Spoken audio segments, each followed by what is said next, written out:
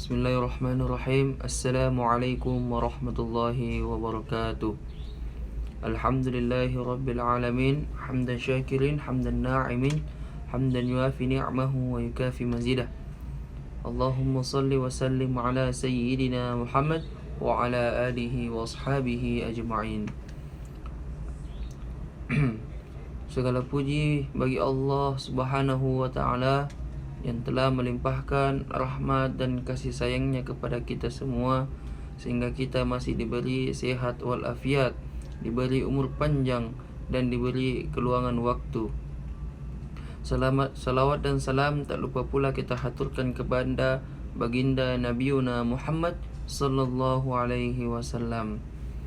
Perkenalkan, nama saya Muhammad Turan Fauzan.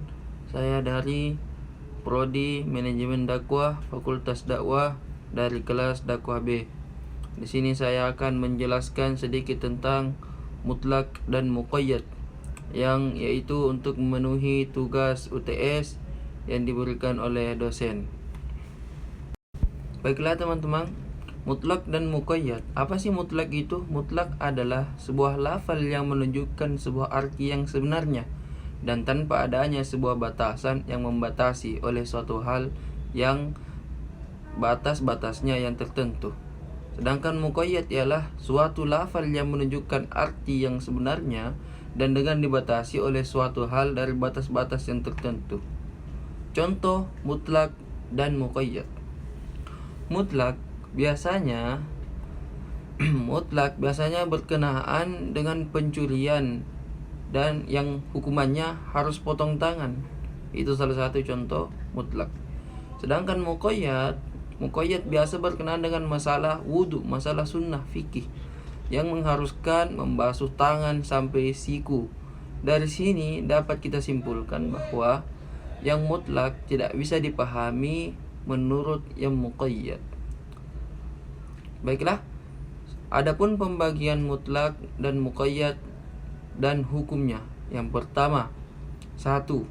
Sebab dan hukumnya sama seperti puasa, tidak kafaroh atau sumpah. Untuk kafaroh atau sumpah. Contoh dalam Al-Quran, فَمَنْ لَمْ يَجِدْ فَصِيَامُ ثَلَاثَةِ أَيَّامٍ فِي الْحَجِّ وَسَبْعَةٍ إِذَا رَجَعْتُمْ ذَلِكَ كَفَّارَةُ أَيْمَانِكُمْ إِذَا حَلَفْتُمْ. Yang artinya, barang siapa yang tidak sanggup melakukannya demikian, maka kafarohnya puasa selama 3 hari. Yang demikian adalah kafaroh sumpah-sumpahmu bila kamu bersumpah lalu kamu dilanggar. Quran Surah Al-Ma'idah ayat 89. Yang kedua, sebab sama namun hukumnya berbeda. Seperti kata tangan dalam wudu dan tayamum. Membasuh tangan dalam berwudu dibatasi dengan sampai siku. Allah Subhanahu wa ta'ala berfirman, Ya ayyuhalladzina amanu idza kumtum ilas shalah faghsilu wujuhakum wa aydiyakum ilal marafiq. Wahai orang-orang yang beriman, apabila kamu hendak melaksanakan salat, basuhlah mukamu dan tanganmu sampai dengan siku. Quran Surah Al-Ma'idah ayat 6. Sedang menyapu tangan dalam bertayamum tidak dibatasi atau mutlak, sebagaimana dijelaskan dalam firman-Nya, yang artinya, maka bertayamumlah dengan tanah yang baik, bersih, dan sapulah mukamu dan tanganmu dengan tanah itu. Yang ketiga ialah sebab berbeda tetapi hukumnya sama. Dalam hal ini ada 2 bentuk. Yang keempat, sebab dan hukumnya berbeda, seperti tangan dalam berwudu dan dalam pencurian.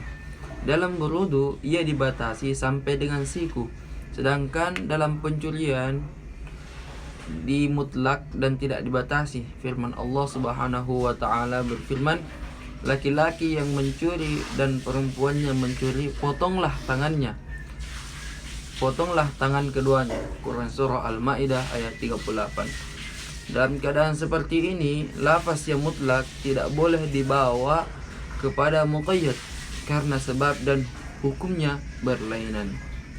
Demikianlah yang dapat saya sampaikan. Kurang dan lebihnya karena kurangnya terlalu banyak mohon dimaafkan. Wallahu taufiq wal hidayah. Assalamualaikum warahmatullahi wabarakatuh.